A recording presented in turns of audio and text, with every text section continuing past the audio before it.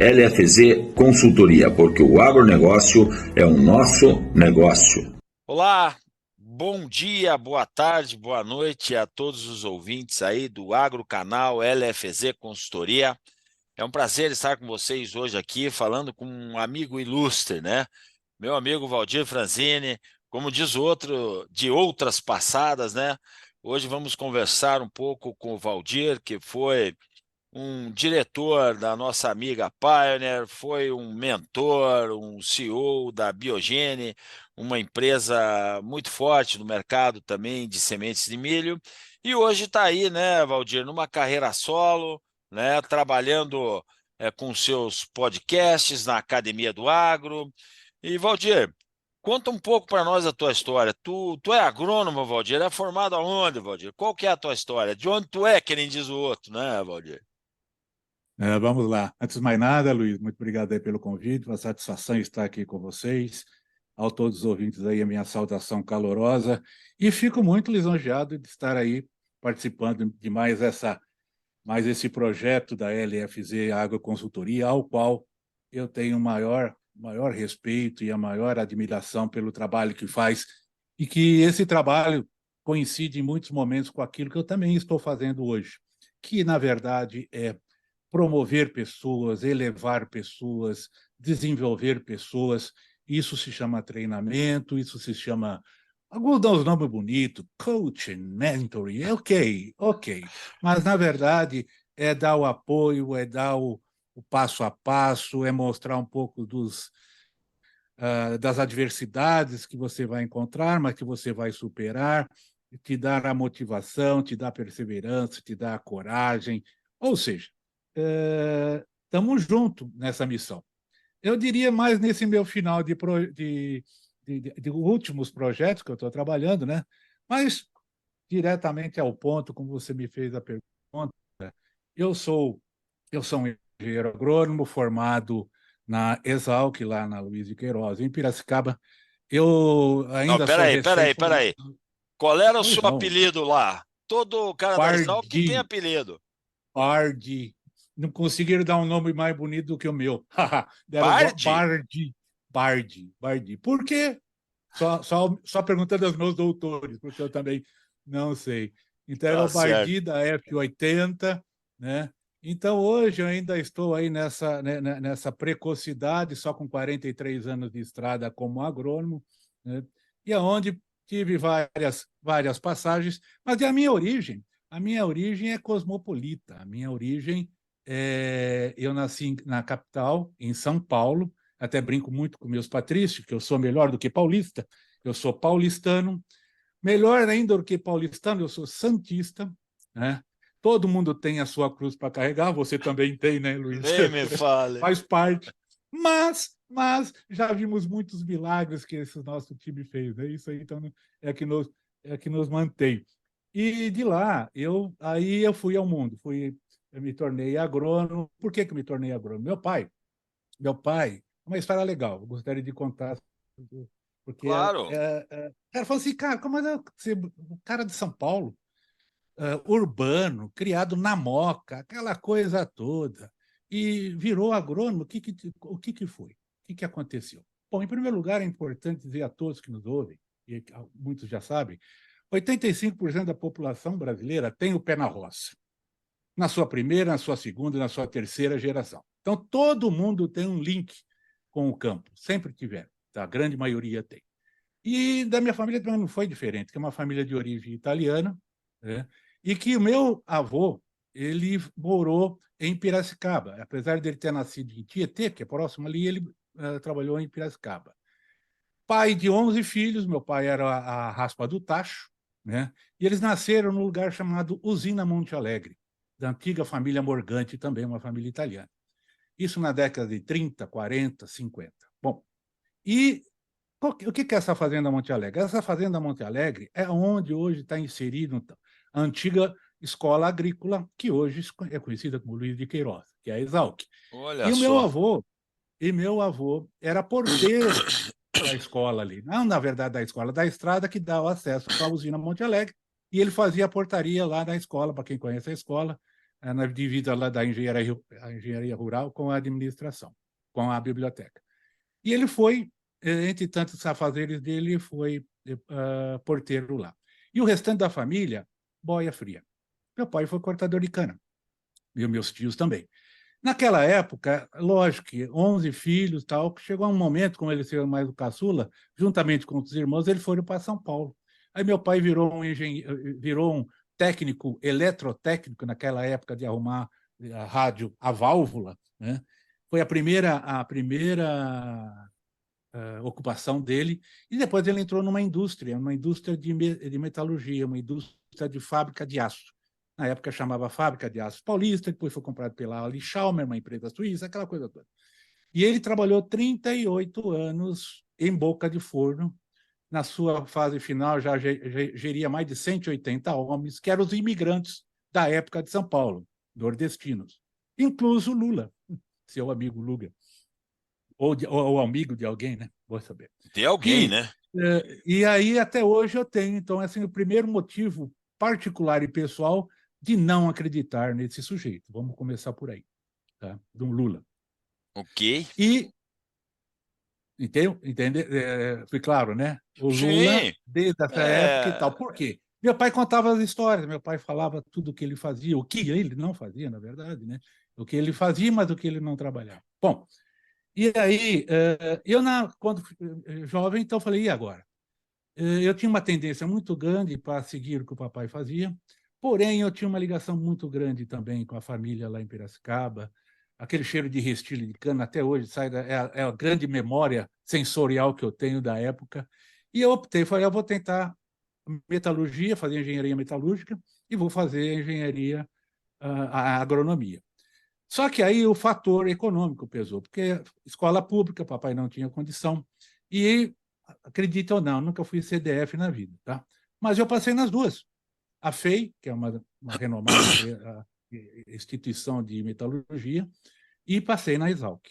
E aí a força, o meu desejo maior era a agronomia. E para lá fui, por ser uma escola pública, aliviava um pouco o papai, tive o apoio dos meus familiares lá, meus tios, meus primos que estavam ali, e aí começou a minha saga agronômica. E aí começou a minha paixão por esse negócio chamado agro, ao qual todos nós somos apaixonados, nós temos grande admiração. E foi aí. Trabalhei 10 anos na Pioneer, foi o meu primeiro emprego, meu primeiro Na amor, Pioneer, junto com o Fernando Cardoso. você começou como um RC, um representante comercial, isso? Eu comecei como trainee. Eu Hum, participei de uma seleção na Maná, onde tinha 100, por um anúncio de jornal. Naquela época não tínhamos essas coisinhas que tem hoje na internet, essas coisas todas. Então eu comprei, saía lá no Estadão, 500 páginas no domingo, e ali saía os convites, né, as chamadas, e eu participei de um processo seletivo na Maná, com 100 e tantos participantes. Sobraram 22, se não me falha a memória. Depois de uma semana de treino, de treinamento, de conhecimento da empresa, aquela coisa toda. E fui selecionado. E a seleção era bem democrática, né? Os caras falando assim, a partir de agora, nós vamos tirar o local que você vai aqui, vamos tirar da urna, vamos chamar seu nome e tirar a pedra. E aí você vai para esse lugar. Então começaram a tirar as pedras para os 22 candidatos, né? Um saiu para Cruzeiro do Sul, outro saiu lá para Bagé, outro foi para Livramento, outro foi para o Rio de Janeiro, e eu tirei para sair para Campinas, olha só. Então, a estrela começou a brilhar aí.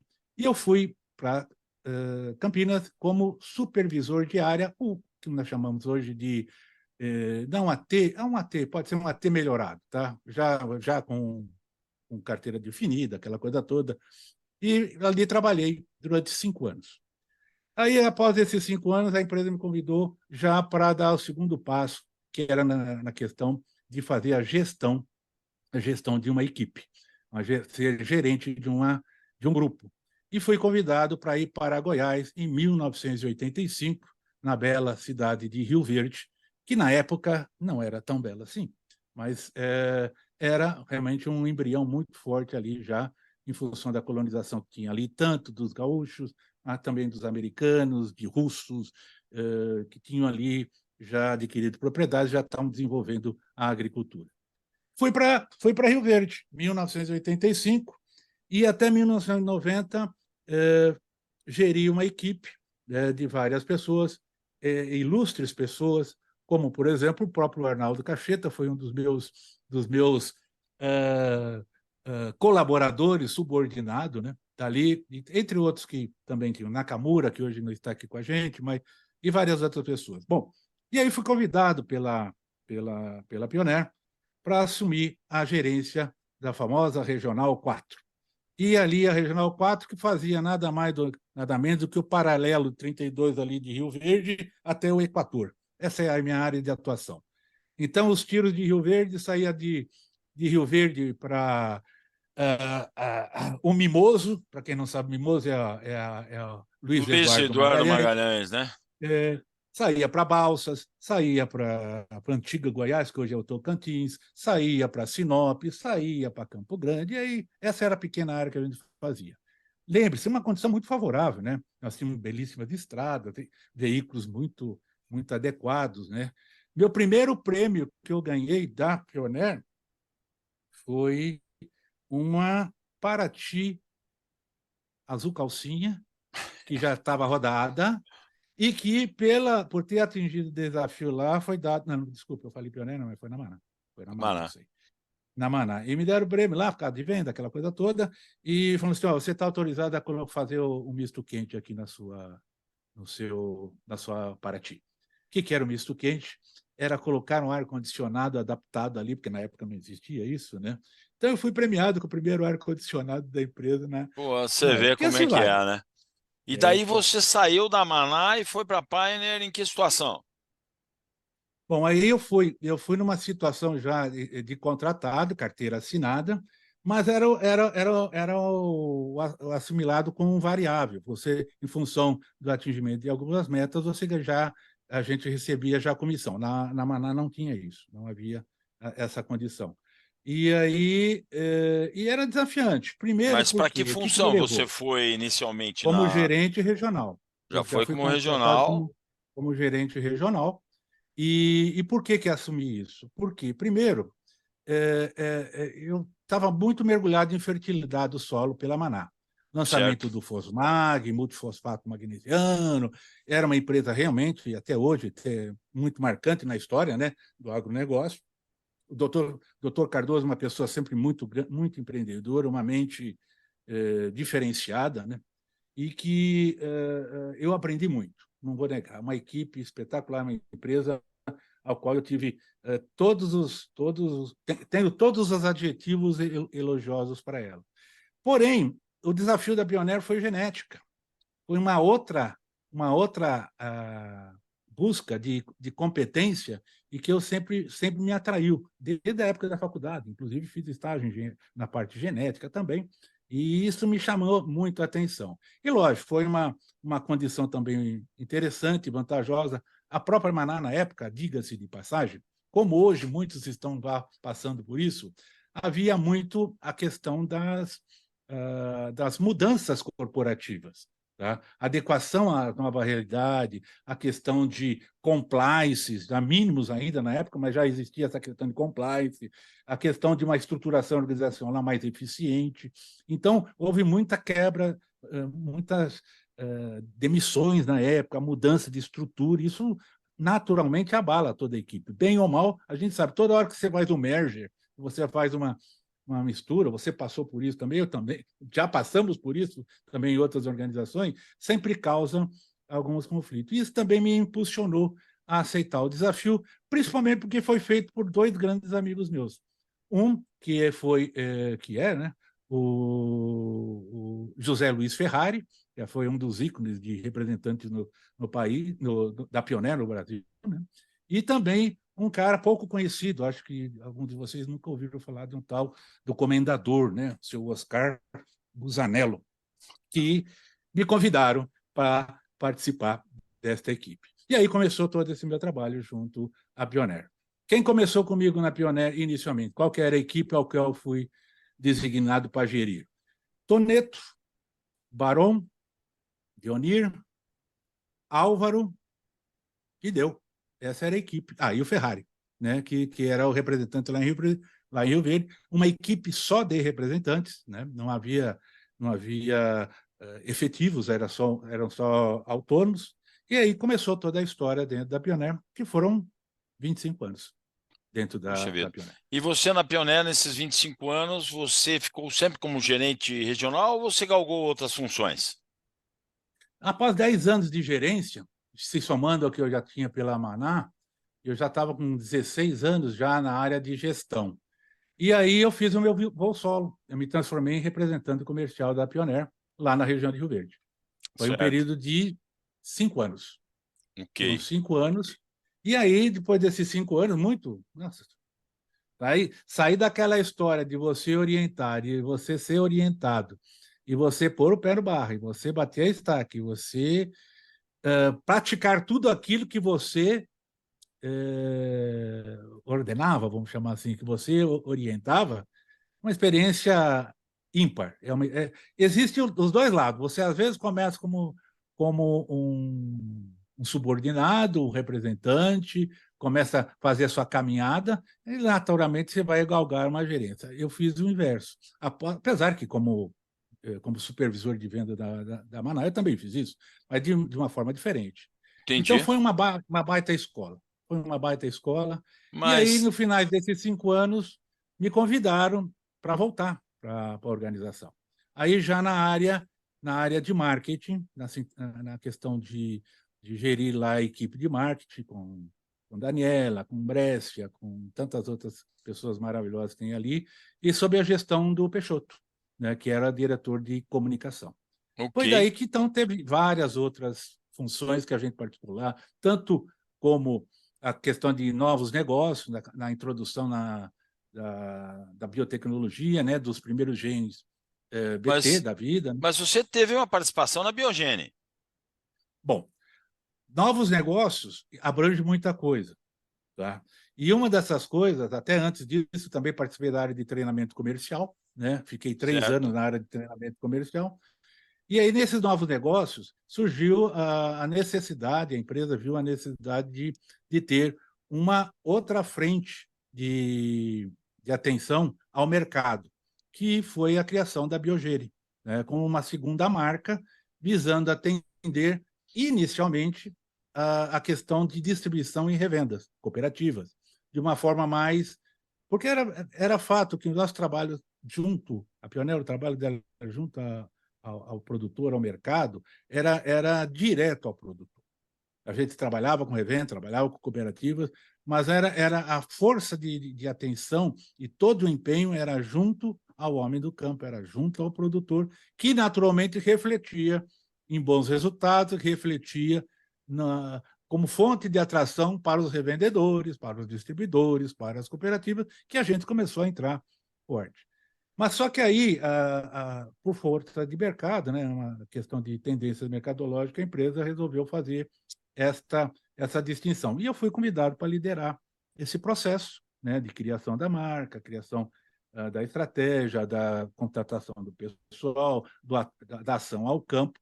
Então, lógico, é um trabalho conjunto, nunca você faz essa coisa sozinho, né? Foi uma equipe que fez isso. Pioneer foi muito, muito para quem está de fora, mesmo os próprios representantes, isso aí era um pouco de concorrência desleal, né? Vai vender produto mais barato, aquela coisa toda, não vai vender a mesma coisa que a gente vende e tal, mas em termos de equipe houve um apoio, inclusive dos próprios representantes, muito forte de apoio para esse trabalho.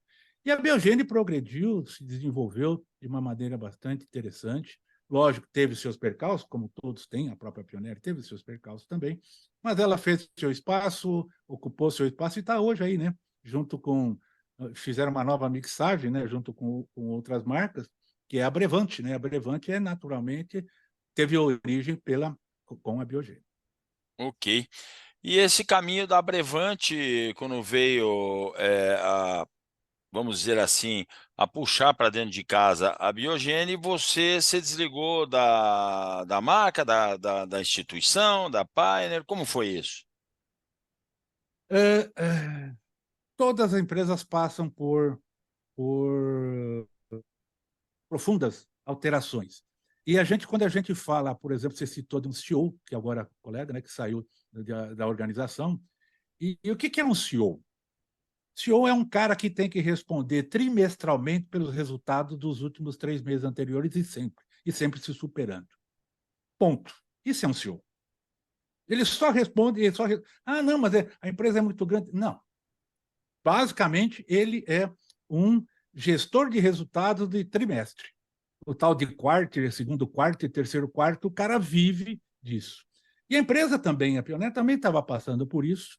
Tá? Ela fez um crescimento muito grande, aproveitou um vago do mercado aí muito grande, cresceu, se tornou líder, porém começou a ter as suas dificuldades. Teve dificuldade no processo soja, teve dificuldade no processo milho, teve dificuldade no processo biogênico. Por quê?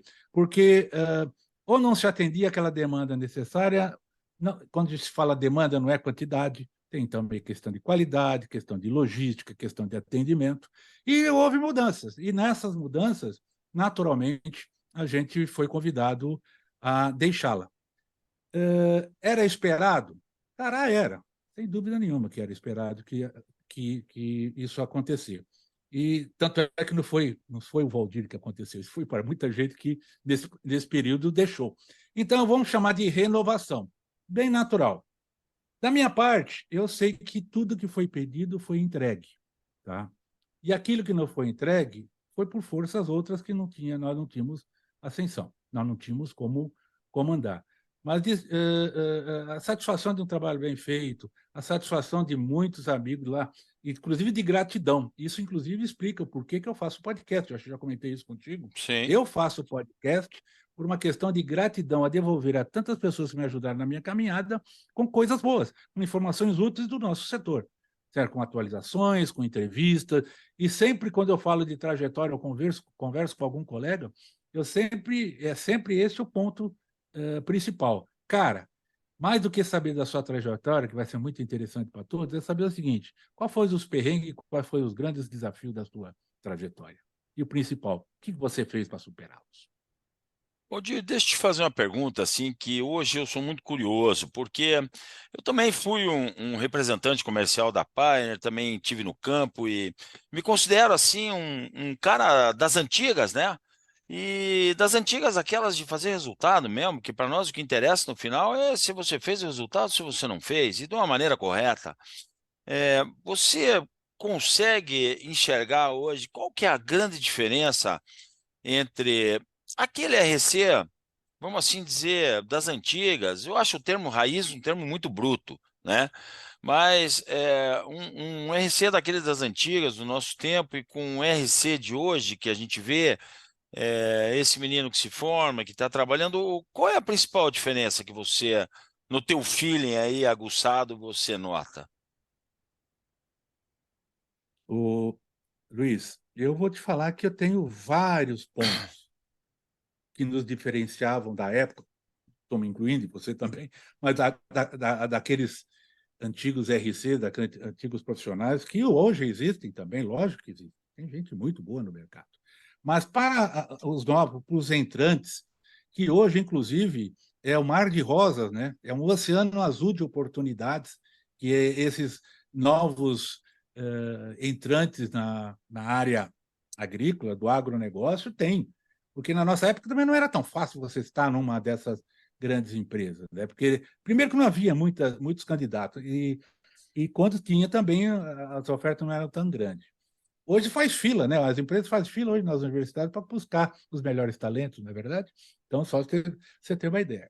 E não é por isso que hoje tem menos universidades ou escolas do que antigamente tinha, né? Hoje é uma profusão, né? Até EAD de agronomia existe, apesar que eu não concordo, mas tudo bem, faz parte, é do mundo.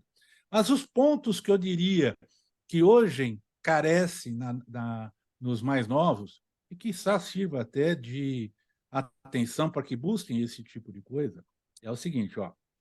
Primeiro, as pessoas têm que ter o comportamento, têm que ter autoconfiança. E o que é autoconfiança? Autoconfiança é confiar em si mesmo, sabe? em sua capacidade, em suas decisões. Cara, ser um cara determinado nisso aí. A eles também faltam, salvo, sempre tem exemplos honrosos, autodisciplina, que é uma coisa difícil. É uma coisa difícil, até para os mais zerados. Tá? Você ter bons costumes, você sabe, aquela história do levantar cedo, de você fazer as suas tarefas, de você atender aos seus clientes, de você organizar as suas coisas, os seus folhetos, os seus folders. A gente fala folheto de folder na época das pastas, mas hoje está tudo ali no celular, o cara tem que organizar no tablet, seja onde for. Ele tem que estar com aquilo lá bem feito. E isso exige autodisciplina, exige uma rotina que o cara tem que ter.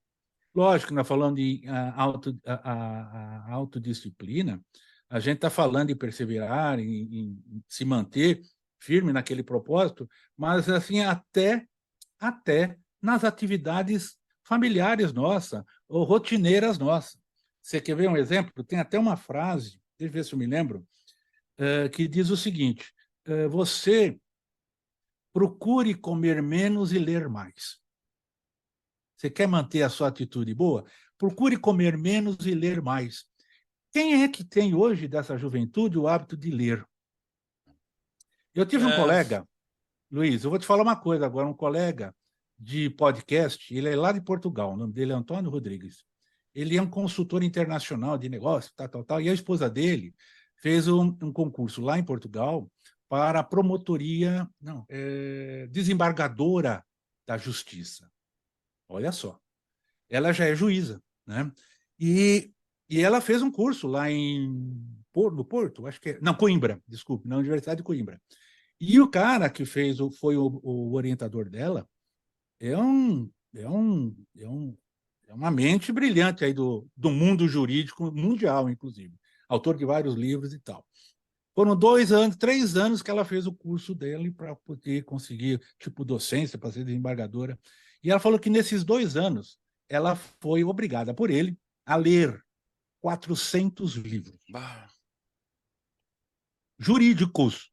Olha só, 400 livros, o ano tem 365 dias. Em 2 anos, ela teve que ler um livro a cada 2 dias, mais ou menos. Ler, olha só. E hoje, a nossa juventude, eu falo isso até para minhas netas, tá? Não sabe nem o que é livro. Se perguntar direitinho, você já leu o livro, já leu um Monteiro Lobato, já leu... Cara, Qualquer não coisa, leu. né? Qualquer coisa. Eu fui dar uma Sabe, palestra uma vez numa faculdade, não vou citar o local, mas tinha 48 alunos. Sabe aquele aluno de 4º, 5º ano que estão para entrar já para se formar? E me convidaram, eu como engenheiro, agrônomo, tal, tudo colegas agrônomos, futuros agrônomos.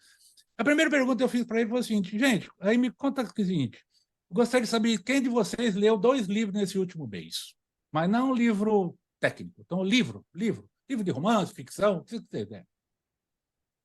Ninguém levantou a mão dos 48. Tá, vou facilitar um pouco. Um livro. Aí uma menina levantou a mão. Aí eu falei assim, tá, e nos últimos 6 meses? Quem é que leu pelo menos um livro? Ah, vale revista, vale Veja. Eu falei, não, livro. Estou falando livro. Então, isso surpreende e choca, certo? Então, quando eu falo assim, coma menos e leia mais, você vai fazer bem para o seu corpo e vai exercitar a tua mente. As pessoas precisam ler, precisam... Não importa, cara. Tá bom, quer fazer palavra cruzada? Excelente, faça mesmo, é bom. Mas não deixe de ter esse isso que eu chamo de autodisciplina. Sucesso para esse pessoal, Luiz, eu diria o seguinte: o cara tem, eu estou falando tudo em alto, porque é uma coisa que cada um tem que ter e fazer ou desenvolver.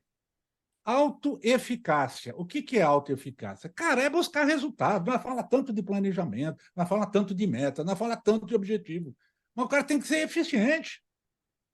O cara tem que ser eficiente, o cara tem que buscar fazer isso e acontecer isso. Porque, desculpa, é aquilo que eu falava para a minha equipe. Você vai querer falar comigo? Você quer um conselho meu? Quero. Só que tem uma coisa: antes de você entrar na minha sala aqui, deixa as muletas tudo lá de fora. Deixa as muletas todas, desculpa, lá de fora. Aí eu vou te ajudar naquilo que a gente pode fazer. Porque todo mundo vem com desculpa. Eu não cumpri a meta porque a concorrência lá vendeu mais caro. Eu não cumpri a meta porque nós não temos tal produto. Porque vai demorar para entregar. Porque é longe, eu não consigo atender o cara. Sabe, sempre há muletas, né? Então, autoeficácia, o cara tem que estar comprometido em buscar, em perseguir, em realizar. Tá? Eu falei, vamos falar de autocontrole. Autocontrole, o cara vai levar mijada uma hora ou outra. Aliás, quem é vendedor que não leva o não? Nós já sabemos disso, né? A rejeição, eu prefiro receber 10 não, mas lá no final receber um sim, eu ganhei o dia. Tá? E o cara tem que ter autocontrole para ver, para assimilar isso e ser uma pessoa efetiva, de ser um profissional que ele vai atender. O que mais que eu poderia falar para ti? É lógico, nós vamos falar em motivação, perseverança, coragem, proatividade, pensamento positivo, tudo isso é importante. São todas competências bem-vindas. Autoiniciativa, o cara ser proativo, né? Mas uma das coisas que eu aprendi nessa minha trajetória, Luiz, sabe o que é? Nós somos o resultado das 5 ou 6 pessoas que a gente mais convive e conversa. Nós somos o resultado dessas pessoas. Então, tenha bons amigos, tenha boas referências, tenha bons mentores. Não precisa ser o seu chefe necessariamente. Não precisa, pode ser seu amigo. Quem que é o nosso grande mentor? O nosso pai. Quem que é os nossos grandes mestres? Os nossos ex-gerentes, ou às vezes até um subordinado que é um cara que é visual, sabe? Tem que ter esse tipo de relacionamento, porque você vai absorver deles bons insights e boas palavras, inclusive, para levar para os outros. E por último, o famoso cara, chavão, né, Valdir? Não se agarre em pau podre, né? não se agarre em pau podre, porque você é resultado. Sabe, você está em má companhia, você vai ser má companhia. Não é isso que nós estamos dizendo. Estamos dizendo que você vai ser impregnado por boas coisas e você vai transmitir boas coisas, com certeza. Tá? E, por último, assim, isso aqui é um aprendizado contínuo. O cara que chegou a um determinado ponto e achou que chegou lá, dançou. Nós somos assim. Nós paramos e acabou o mundo? Não, agora eu vou sentar no sofá, assistir Netflix e futebol. Eu faço isso. Hoje eu posso fazer isso. Tá? Mas eu parei? De forma alguma. Estou aí com meus podcasts, estou aí com as minhas consultorias, vira e mexe estão me ligando, e vamos para lá, e vamos para o dia de campo, e estamos a 1000 por hora. Certo? E isso faz com que a nossa mente se exercite, isso faz com que a gente cresça, que a gente tenha o direito, que a gente tem, de livre-arbítrio, até de ser falando assim, cara, você é um bosta. Olha, você não funciona. Eu falo isso porque eu convivo muito contigo e você me dá muitos bons insights, viu, Luiz? Isso também serve aí também um elogio, e não é falso elogio, que você sabe disso. Tá? Então, é assim que funcionam as coisas. Eu tenho notado, sabe, Valdir, que de tudo isso você gastou um tempo considerável na leitura, no conhecimento, né? E tenho visto mesmo hoje que o pessoal tem se dedicado um pouco ao conhecimento, né? E o agricultor evoluiu tanto, né, nesse tempo, com internet, com acesso às redes sociais e a busca da informação e as novas gerações que vieram, que hoje, se você bobear, o agricultor tem mais conhecimento do que o vendedor, o agrônomo que vai lá para vender para ele. Principalmente aquele que a gente fala que são os 20% que fazem 80% do seu resultado, né? Aqueles mais importantes, aqueles que mais área tem, maior potencial e que fariam realmente o seu resultado. Ou a gente tem que ter conhecimento para chegar nesse cara e poder falar com propriedade, como você falou, com autoconfiança, com autocontrole, ser muito mais organizado, porque o mundo mudou.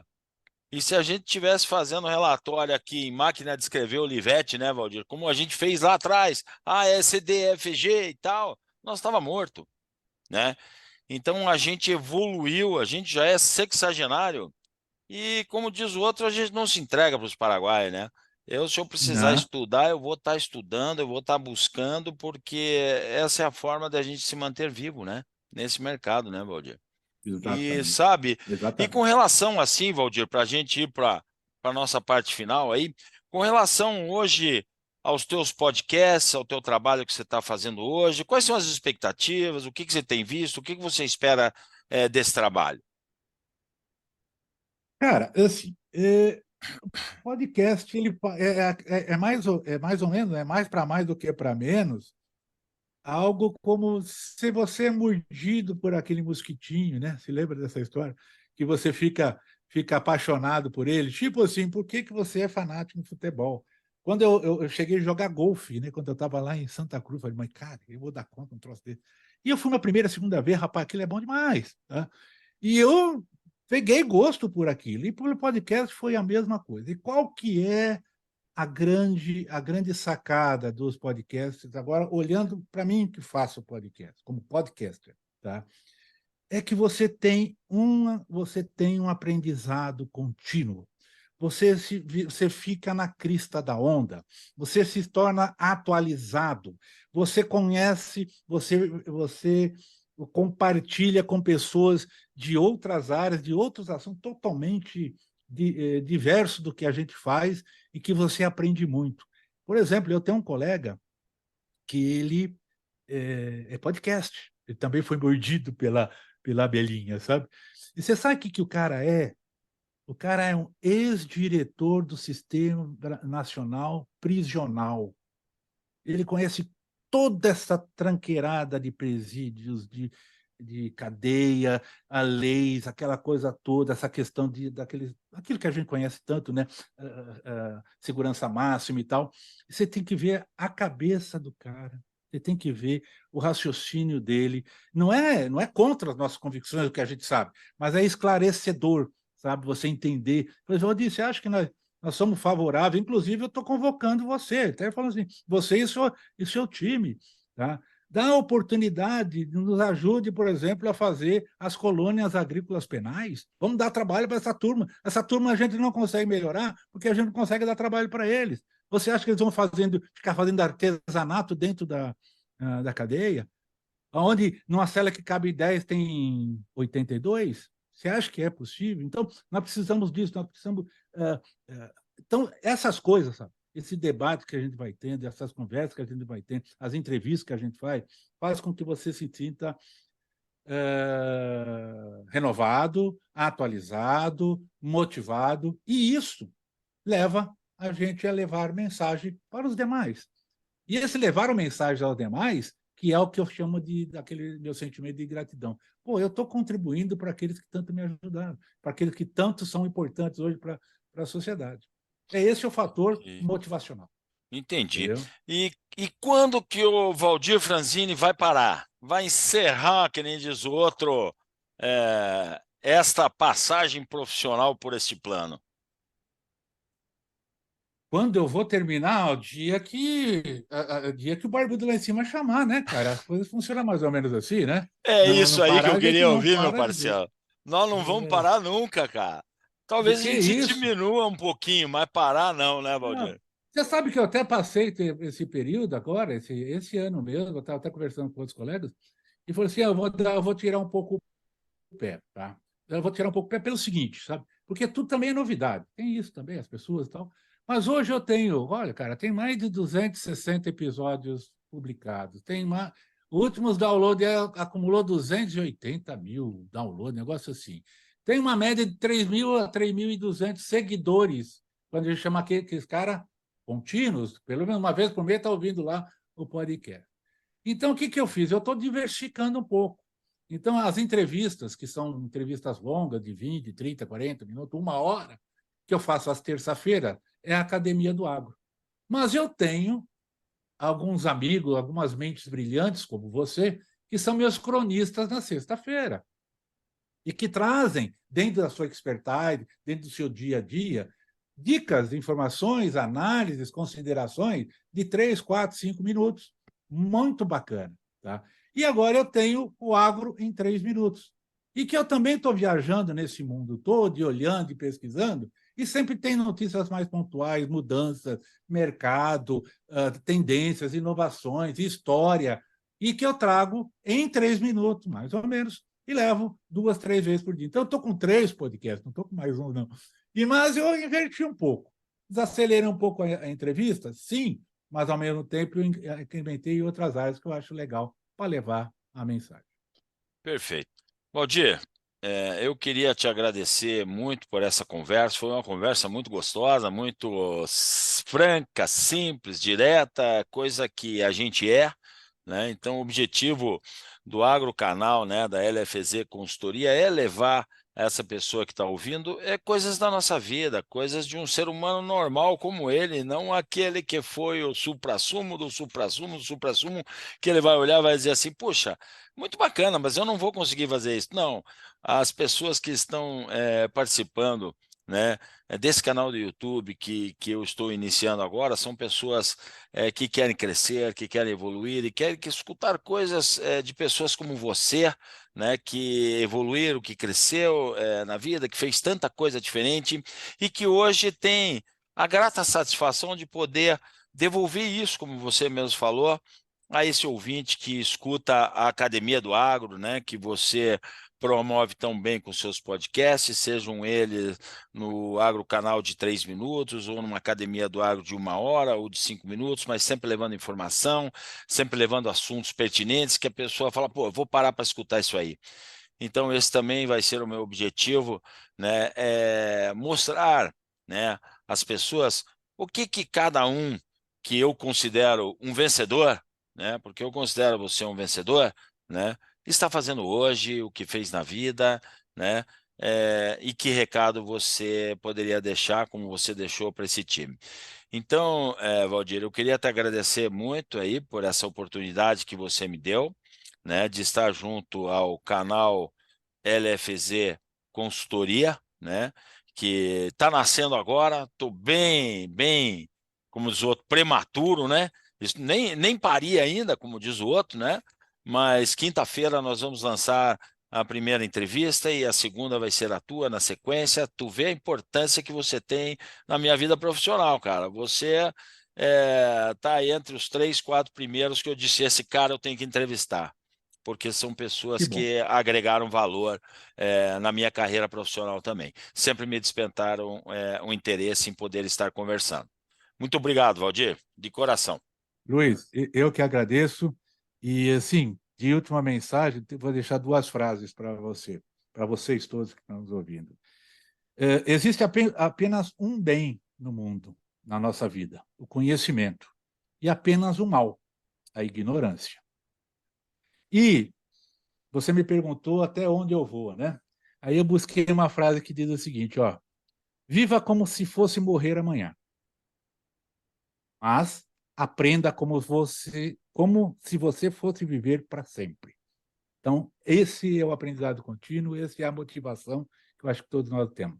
Sucesso na sua iniciativa, com certeza já está consagrado, tenho certeza disso, porque as mensagens são úteis, de conteúdo profundo, trazendo experiência, trazendo motivação para esse grande pessoal aí, nossos colegas de campo. Sucesso aí, obrigado pela oportunidade. Eu que agradeço. Valdir, um abraço aqui com vocês. Luiz Fernandes Goda, Agrocanal, LFZ Consultoria. Abraço, meu amigo. Abraço.